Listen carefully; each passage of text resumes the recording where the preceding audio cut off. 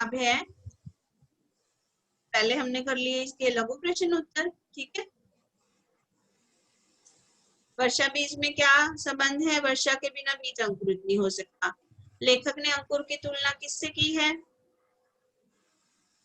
लेखक ने अंकुर की तुलना शिशु से की है, क्योंकि वह नई दुनिया देखता है, वैसे ही अंकुर भी नई दुनिया देखता है। पौधे अंधकार से प्रकाश की ओर क्यों बढ़ता है? क्योंकि प्रकाश ही उसका जीवन का मूल मंत्र है। तना किसे कहते हैं? पौधे के ऊपरी भाग को हम तना कहते हैं। मिट्टी में पानी डालने पर क्या होता है? अंकुर फूटता है, ठीक है। यदि खिलाड़ी के पास गमले में पौधा रखा हो तो क्या होगा? वो उसे तोड़ देगा। तो पौधों की संतान किस रूप में होती है? बीज के रूप में। जो पौधे के मरने के 3 कारण क्या हैं? पानी, हवा और प्रकाश ना मिलना, ठीक है। ये 3 कारण है।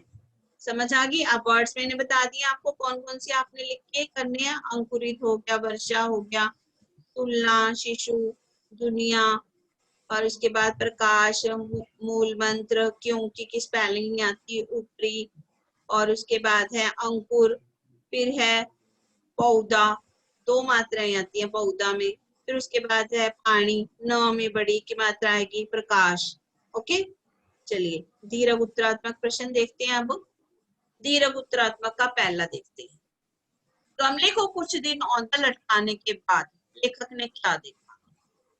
जब गमले को औंधा मतलब उल्टा लटका दिया गया तो क्या देखा उसने? तो उसने देखा, गमले को कुछ दिन औंधा लटकाने के बाद लेखक ने देखा कि एक गमले में पौधा था। परीक्षण करने के लिए कुछ दिन गमले को औंधा लटकाए रखा।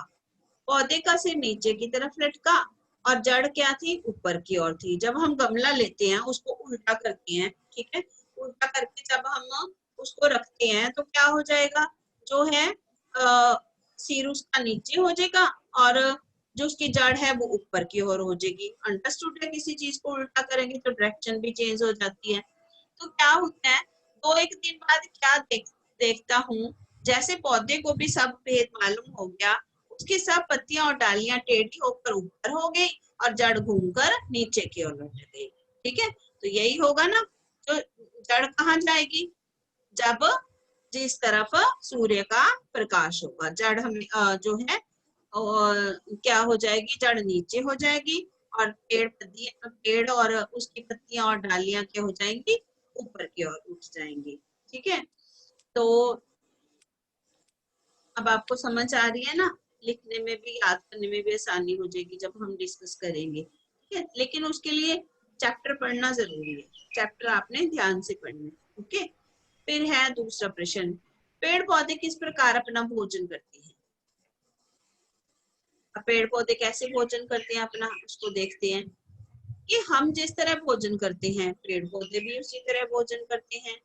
हम कठोर चीज खा सकते हैं, ठीक है। नन्हे बच्चों के दांत नहीं होते, वे केवल दूध पी सकते हैं।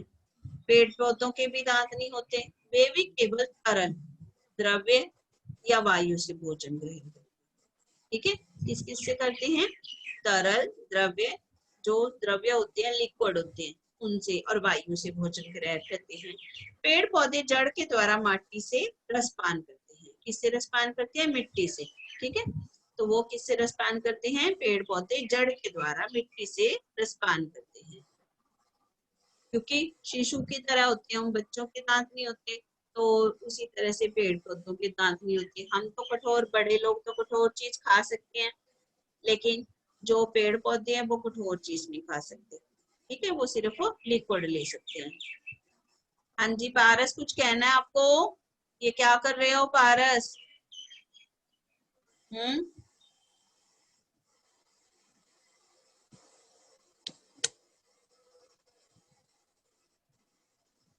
अगला है इसका कि मधुमक्खियां पौधों पर नहीं सॉरी, हाँ यही है।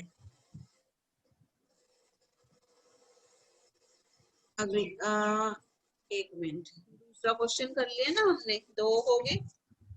अब हमने करना है इसका,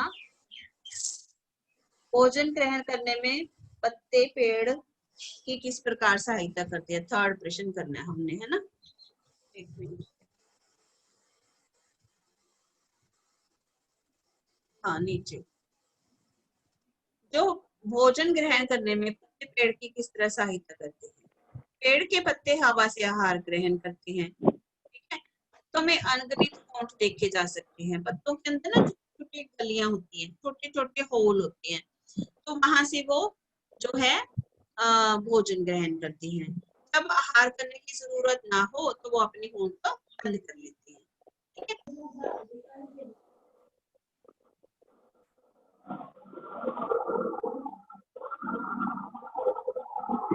तो वो अपने होंठ क्या है बंद कर लेती है।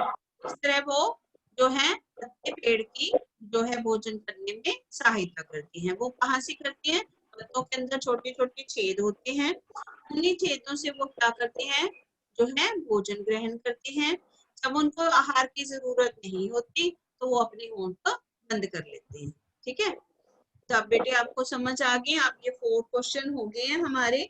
अब इसके जो बाकी के क्वेश्चन है और अगला चैप्टर है वो हम नेक्स्ट क्लास में करेंगे, ओके, ठीक है। चलिए इतना पहले आप इतना कर लीजिए और इनके कठिन शब्द लिख लीजिए, और हम क्लास ऐसे ही लगा लिया करेंगे डेली, ठीक है। और टाइम पे आ जाना है सबने, ओके। चलिए जी, okay bye okay ma'am, bye bye. Bye.